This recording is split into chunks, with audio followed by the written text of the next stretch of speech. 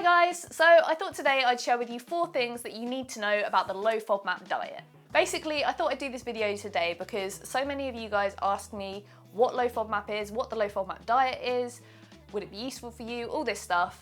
And also I put low FODMAP in a lot of my recipes and people wonder if that's good for them, if it's not. And today I thought I'd do just this video to give you everything that you need to know about the low FODMAP diet. So obviously I'm not a qualified professional, I'm just some girl who has IBS and follows the low FODMAP diet. So for the benefit of this video, I am going to be referring to a post that a professional qualified dietitian has done, just to make sure that everything is correct. Okay, so firstly, what is it? What are FODMAPs? Now, the concept of FODMAPs was discovered and created in a way by Monash University in Australia. I'm gonna have to look down for this because it's a bit ridiculous, because FODMAP actually stands for something, that's why it's all in capitals. FODMAP stands for fermentable oligosaccharides, disaccharides, monosaccharides, and polyols. I think I said that correctly. So basically, they're just sugars that are found in a wide range of foods, such as onions, garlic, lots of fruits, loads of stuff, basically all the stuff that I always grumble about that I can't eat. So the idea is that by cutting these fermentable sugars out of your diet for a period of time, usually between about 2 to 8 weeks, you'll sort of alleviate the symptoms of IBS and just make yourself feel so much better and have a better quality of life. So now that you know what the low FODMAP diet is, let's talk about what it isn't. So the low FODMAP diet isn't a healthy eating diet, it's not something that's going to help you lose weight, and it isn't a cure for IBS because there isn't a cure for IBS. It's just something that you can try out to see if it will help alleviate your symptoms and make you feel that little bit better. So secondly, and very importantly, you need to know what you can eat and what you can't eat. So during the elimination stage of the low FODMAP diet, you're required to cut out 5 different families of fermentable sugars. So these are quite hard to remember, so I'm going to look down just to make sure that I get it right. The first family is fructans, and that is a family that has stuff like wheat, rye, onions, garlic, and sort of other grains and veggies, all things that don't agree with me whatsoever.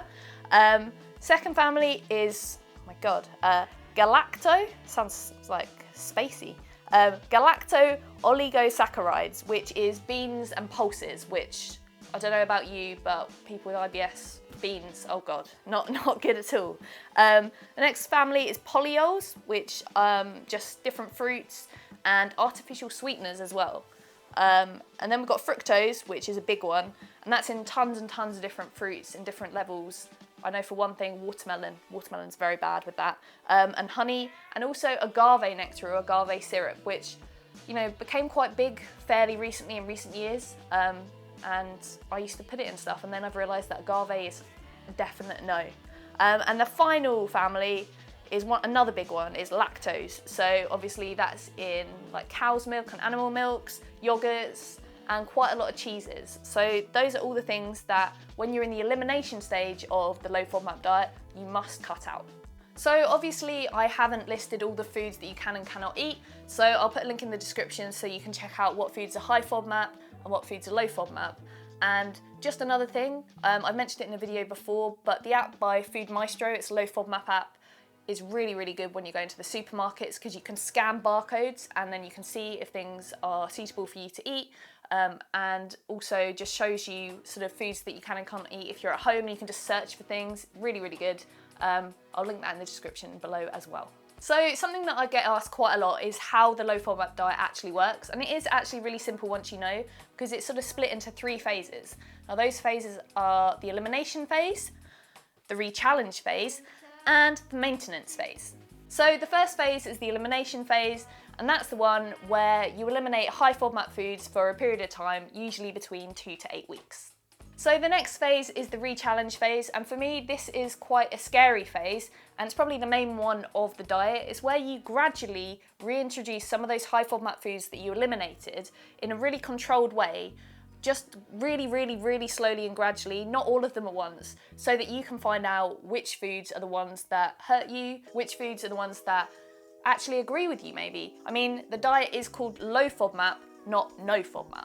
So the final phase is the maintenance phase, and once you get to this phase, you kind of are hoping that your IBS symptoms are much more under control and you kind of have an understanding of what you can and what you cannot eat. You can still be trying to reintroduce things at this point, but you know, you might reintroduce something and it won't agree with you. For instance, I've tried to reintroduce onions. No, it's just a big fat no. It's not like once you get to the end and you get into the maintenance phase, suddenly you'll be able to eat everything. It's more about understanding your body, understanding what you can and cannot eat, and controlling it, and just being in a much more comfortable position than you were before you even started the low FODMAP diet.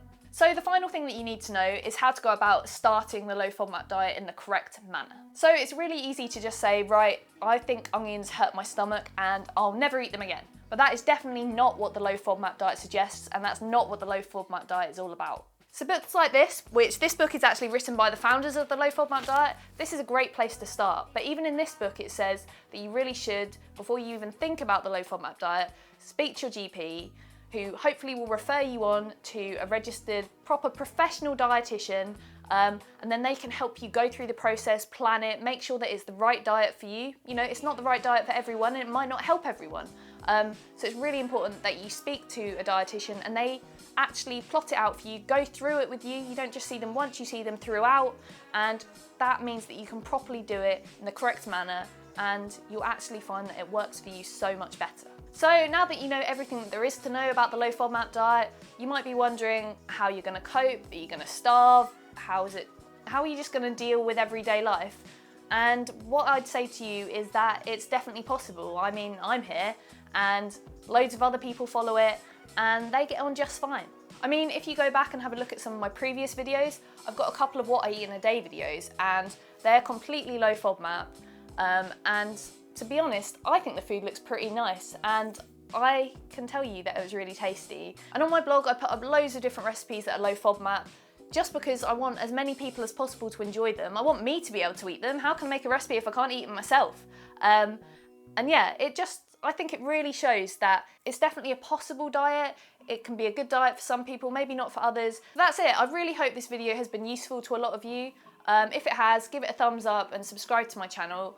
I'd love to know, like, if any of you are on the low FODMAP diet, how you've been getting on with it. If you've got any questions about it, please let me know because, as I said, I'm not a registered professional or anything, but sometimes I think it's nice to just chat to someone who, you know, has a similar stomach to you, who feels the same as you. I find that really helps, and I know a lot of you guys comment to say that it really helps you as well. So yeah, if you've got any comments, leave them below. It'd be great to chat. Thank you very much for watching, and I'll see you soon. Bye!